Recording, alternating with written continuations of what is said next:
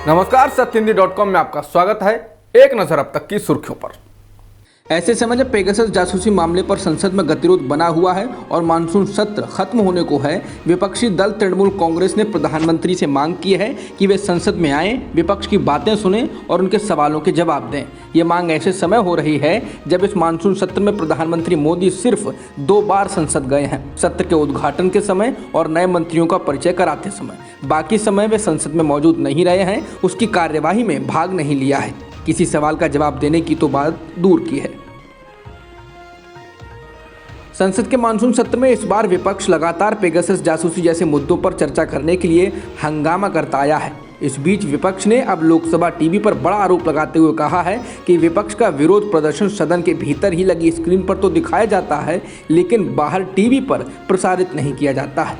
इससे पहले शुक्रवार को लोकसभा की आखिरी बैठक हुई, तब लोकसभा टीवी ने सिर्फ 72 सेकंड के लिए विपक्ष के विरोध को दिखाया, जबकि उस सदन की कार्यवाही 2 बैठकों में कुल 45 मिनट तक चली थी। वहीं लोकसभा टीवी के प्रधान संपादक मनोज के अरोड़ा ने द इंडियन एक्सप्रेस से बात करते हुए कहा कि चैनल निर्धारित नियमों का पालन करता है। पेगासस जासूसी मामले को लेकर पूर्व वित्त मंत्री और कांग्रेस के वरिष्ठ नेता पी चिदम्बरम ने कहा है कि द इकोनॉमिस्ट पत्रिका ने बताया है कि भारत उन 10 देशों में शामिल है जिनके पास कुल मिलाकर 50,000 टेलीफोन नंबरों की संभावित सूची है, जिनमें से सैकड़ों नंबर घुसपैठ कर रहे थे। एनएसओ समूह ने स्वीकार किया है कि उसके ग्राहक के रूप में 40 देश और 60 एजेंसियां हैं।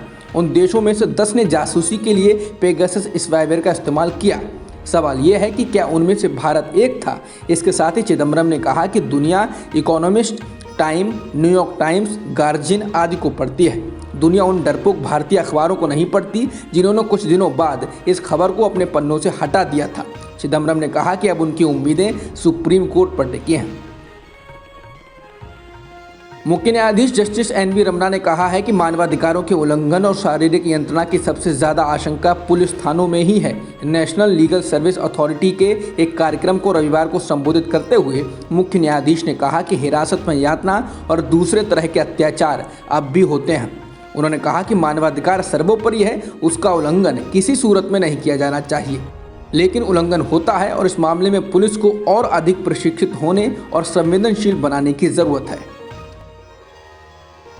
यूपी विधानसभा चुनाव से पहले प्रदेश कांग्रेस ने ऐलान किया है कि बढ़ती महंगाई, बेरोजगारी, बिगड़ती कानून व्यवस्था, किसानों की समस्याओं, महिला अपराध और भ्रष्टाचार के खिलाफ 9 और 10 अगस्त को अगस्त क्रांति दिवस पर बीजेपी गद्दी छोड़ो मार्च के तहत विधानसभा स्तरीय पदयात्रा निकाली जाएगी। ये मार्च सभी 403 विधानसभा सीटों पर निकाला जाएगा। दूसरी ओर समाजवादी पार्टी भी अगस्त क्रांति दिवस से विभिन्न जिलों में ओबीसी सम्मेलन करेगी। इसके अंतर्गत 9 अगस्त को कानपुर नगर, 10 को फूलन देवी के गांव में कानपुर देहात में, 11 अगस्त को झांसी, 12 अगस्त को महोबा, 13 अगस्त को हमीरपुर, 14 अगस्त को कानपुर ग्रामीण में सम्मेलन आयोजित होंगे। इनका समापन 15 अगस्त को फतेहपुर के जहानाबाद विधानसभा में किया जाएगा। प्रधानमंत्री नरेंद्र मोदी आज संयुक्त राष्ट्र सुरक्षा परिषद की बैठक की अध्यक्षता करेंगे। वीडियो कॉन्फ्रेंसिंग के जरिए होने वाली इस बैठक में समुद्री सुरक्षा और सहयोग पर चर्चा की जाएगी। पीएम मोदी ने भी ट्वीट कर बताया है कि इस खुली बहस में समुद्री अपराधों से निपटने के लिए प्रभावी तरीके ढूंढने और वैश्विक शांति के लिए समुद्री सहयोग मजबूत करने पर ध्यान केंद्रित किया जाएगा। बता दें, भारत अगस्त महीने में संयुक्त राष्ट्र सुरक्षा परिषद की अध्यक्षता कर रहा है। टीवी के दिग्गज अभिनेता अनुपम श्याम ओझा का निधन हो गया है। वो किडनी संबंधित गंभीर बीमारियों से जूझ रहे थे। पिछले कुछ दिनों से वो मुंबई के लाइफलाइन अस्पताल में भर्ती थे। मन की आवाज प्रतिज्ञा में उनका सज्जन सिंह का किरदार काफी लोकप्रिय हुआ। भारत में पिछले एक दिन में 35,499 कोरोना संक्रमण के नए मामले दर्ज किए गए हैं और 447 लोगों की इस दौरान कोरोना की वजह से मौत हुई है।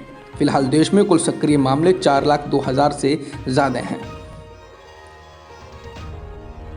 हवाई हमलों के बावजूद अफगान सेना तालिबान के साथ लड़ाई में बुरी तरह पिछड़ रही है और एक के बाद एक इलाके इसके हाथों से निकलते जा रहे हैं। रविवार को तालिबान ने उत्तरी शहरों कुंदूज, सरेपुल और तालोकान पर कब्जा कर लिया। ताजिकिस्तान से सटे प्रांत निमरूज की राजधानी जरंज पर उनका कब्जा 2 दिन पहले यानी शुक्रवार को ही हो गया था। वहीं राष्ट्रीय अफगान सेना ने कहा है कि इन चारों शहरों को जल्द ही तालिबान के कब्जे से छुड़ा लिया जाएगा। अब तक की खबरों में इतना ही। बाकी खबरों के लिए बने रहिए सत्यहिंदी.com के साथ। सत्य हिंदी का ऐप डाउनलोड करें गूगल प्ले स्टोर पर।